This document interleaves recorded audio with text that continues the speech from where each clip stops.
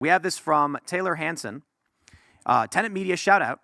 He tweets, as I'm on my way home to Salt Lake City, Utah, I noticed 6 illegal immigrants are also boarding the same American Air flight. Looks like I've got some new neighbors. I want to pull up, I'll pull up the tweet. Maybe they've pinned it. I don't know where. Okay, Tenant's covering all the caucus stuff. There's a video that, oh, holy crap. Iran has allegedly launched an attack on a U.S. consulate in Iraq, is it? Well, those were the original reports, but the Iranians are now saying that they're attacking a rebel group that is against Iran inside of Iraq. So far, we have not gotten any confirmations that U.S. targets were picked out here. Wow, great. Oh, and Vivek was hitting another caucus site, so he may be much later. Well, c'est la vie. We have this story from Tenant Media. This is crazy, and we should definitely talk about this pertaining to the U.S. elections. Last night, Tenant reporter Tayler USA confronted multiple SATX police working a side gig where they're helping facilitate human smuggling at the Migrant Resource Center in San Antonio, Texas. The officers are seen wearing their official SAPD uniforms, driving work vehicles, and holstering their service weapons while accepting money from alleged cartel-sponsored NGOs to guard the facility and check illegal migrants' wristbands upon entry. We attempted to reach out to SATX police for comment on the situation and received no response. This story is massive. It's got 2.3 million views just on the single tweet alone. And this is what I was talking about. The fear of what happens when law enforcement is committing crimes. What happens? These are what is it, San Antonio police? Using police and publicly funded vehicles, weapons, and equipment to help facilitate alleged cartel, human smuggling operations. We got that report just last week. The DOJ is suing Texas because Texas deployed armed soldiers to block CBP access to the river. You now have a bubbling conflict between corrupt law enforcement facilitating human trafficking and smuggling and law enforcement at the state level trying to stop it. Where does that go? I defer to the states. The states have a duty to defend themselves. Right, but what do you think happens if the federal government doesn't back down? And what do you think happens if Nikki Haley wins? It's an interesting conundrum for the federal government. Hopefully their goal is to support states' rights, ideally, is cohesion, and you don't want to press the states away. And also they're dealing with geopolitical nightmare with this, like you're talking about the Houthis, what's going on in Ukraine and Israel, all these things. Hopefully the United States does not push the issue on this. I mean, Texas made very clear. Okay, what does that mean? The United States. They are actively facilitating human smuggling into this country and have been for several years. The charts show that there's no way it's an accident. The rates are double, triple, or quadruple what they were under Trump and under Obama. So it's on purpose. Yep. And the only state doing anything somewhat is Texas, while the other states do nothing. Kind of made me think about the American Civil War. I was thinking about the Emancipation Proclamation and how Abraham Lincoln was like, hey, all you slaves in the South, you're free. And kind of like, and by the way, if you want to fight for the North, go for it. All these illegal immigrants, if the federal government were like, hey, all you illegal immigrants, you can have citizenship if you want to fight for the federal government, if you know what I mean, kind of thing. Like if there's just to like disincentivize people from trying to create some sort of civil war in the United States. We talk about this quite a bit on the show, but we have you here, Benny. I'm curious your thoughts on this border issue, right? You've got state level fighting with federal officers to the point where they're armed soldiers deployed against federal law enforcement. So all of this goes back to the 1960s, Cloward and Piven and the communists who sort of wrote the neo-Marxist vision for America and how to bring Marxism to America.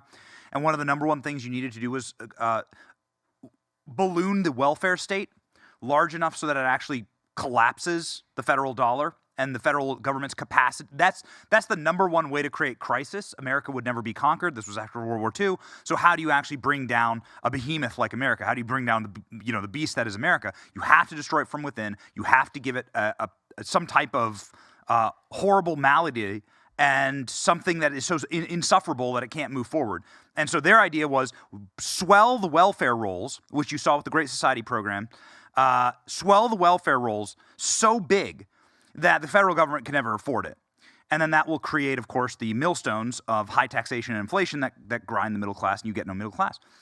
And so the way that you swell the welfare rolls is to bring people here that don't speak the language, that have no skills, that can't get jobs or are having a tough time, or can't work legally, but are accessible, are able to get on welfare programs. And California is leading the way in this.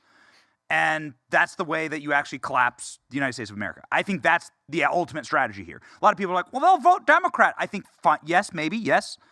But the real goal is the collapse of the country as we know it, And that was the vision set out by the theorists, the Marxist theorists, neo-Marxist theorists, who Barack Obama is the acolyte of. Do you think that they're making this decision to let these people in on accident? That it's like toxically compassionate, or are they actively trying to destroy the country? It's not compassionate. It's child smuggling. This is the most horrific thing that a human being can do to another human being. I mean, it's awful what's happening. I guess, but once they hit the border, they're like, at this point, they're here. The idea that, like, well, we can't turn them away. That kind of toxic. that is why what not? creates Like, it. why can't you turn them away? I mean, you can, but every other country in the world turns away. I mean, go check out the point of border a with border? Egypt and Gaza. Yeah. But it's not just that, and that is true. Egypt and Gaza is a great example. It's not just that. It's why the U.S. doesn't pay ransom to terrorists in the Middle East. It is well known for the most part. I don't know. Biden may have changed some of this. That if you are traveling around, I don't know, Syria or something, and you get kidnapped, and you're an American citizen, the people who kidnapped you know the U.S. doesn't pay. They send a bunch of heavily armed dudes from a Black Hawk in the middle of the night to kill you and anyone in the building with you. But European countries will pay the ransoms instantly. What happens? If you're Spanish or German, you're a huge target. If you're a journalist from Spain or Germany, a national, and you're traveling around the Middle East, they are looking at you. You cost $4 million. They know like that's the guy to get. Then there's an American next to him, and they go, nah, not that guy. They'll just kill you. If the U.S. is basically saying, borders open, if you're here, I guess you're here, what happens? Some dude in Honduras goes, well, if I go there, they'll let me in. Might as well go. If the strategy was, we've blocked it off, turn around, good luck, you're on your own, not our problem. Guy in Honduras and be like, there's no point in traveling 1,000 miles. They're going to turn me away. That's why I call it toxically compassionate. It's not real. It's like compassion to a fault. Like, we can let everyone in. It'll be okay. It's not compassion. It's the opposite of that. And to Tim's point, the CIA usually gives the money up front to the terrorists, and then that's usually how they get their cut. They don't rely on killing people and kidnapping them. They just get the money up front. But if you look at what's happening here, again, this is a deliberate plot here. This is a deliberate plan to not just create future Democratic voters, but there's a larger, bigger agenda here that has been weaponized against the American people, that is causing division, that is causing strife. I think a lot of this is planned. I think they're trying to get as much of it done before this next election cycle, because they know this is going to be one of the key issues that they're going to be recalled for. And when they do, they want to make sure they have enough people here for whatever reason. Some people say we need military fighting age males to fight China or Russia. Some people are saying we might need these males to fight the other faction inside of the United States, maybe a part of take a drink civil war that could potentially happen as well. There's different theories out there, but the theories are legitimate because it's not for the benefit of the American people in any way. You kind of look at it. Also, There's the possibility that the Biden administration invokes the Insurrection Act against Texas for blocking federal agents at the border. I would defer to the Constitution on this. So it's the federal government's job, Article 4, Section 4, Article 1, Section 8 of the U.S. Constitution, to protect the states from invasion. However, when you jump to the 10th Amendment says that if the federal government is failing their own responsibility, and the article doesn't say that the states cannot take up the responsibility, then that responsibility can be taken up by the states or by the individuals, and that's really key. I think that we're going to start seeing some really interesting. What if under that argument of Article 4, Section 4, the Biden administration says we are protecting the border by having our troops, our CBP and our law enforcement at the border, and Texas is blocking us from enforcing our constitutional duties, thus engaging in insurrection? Ken Paxton has an 80% win rate against the Biden administration, so he's probably one of the smartest people on the Constitution that I've ever come across. So yeah, but we're not talking about the legality of it. Norms are breaking down. Mm-hmm. The idea that the Texas National Guard was deployed armed to block access to federal law enforcement.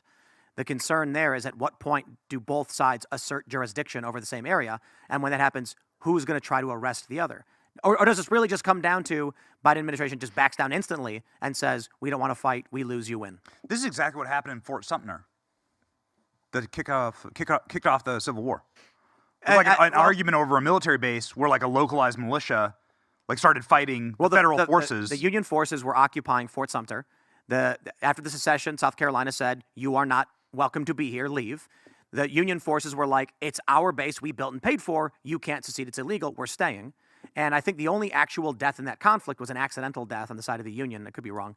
I read a bunch of articles saying no one really knows who fired the first shot, but I'm simply saying territorial dispute no, I over agree. federal jurisdiction is what kicked off the Civil War, And what is seen as historically kicking when off. it and comes to- here's the best point. After that, we historically look back at that date and say that was the start of the Civil War.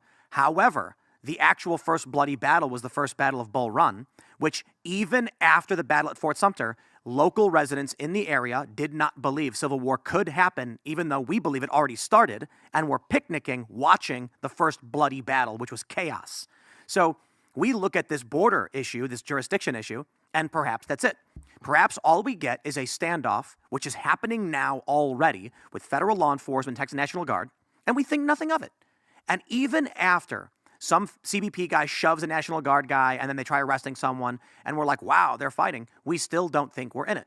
And then maybe after this, Texas deploys Armed National Guard to the border to block a bunch of Biden vehicles that are trying to come in, resulting in actual shootouts. And then we say 100 years from now, it started when the Texas National Guard deployed armed soldiers to block federal agents from facilitating human smuggling or whatever. Thanks for watching this clip from the Timcast IRL podcast. Hang out with us live Monday through Friday at 8 p.m. and become a member over at timcast.com for uncensored, members-only shows exclusive. Thanks for hanging out, and we'll see you all next time.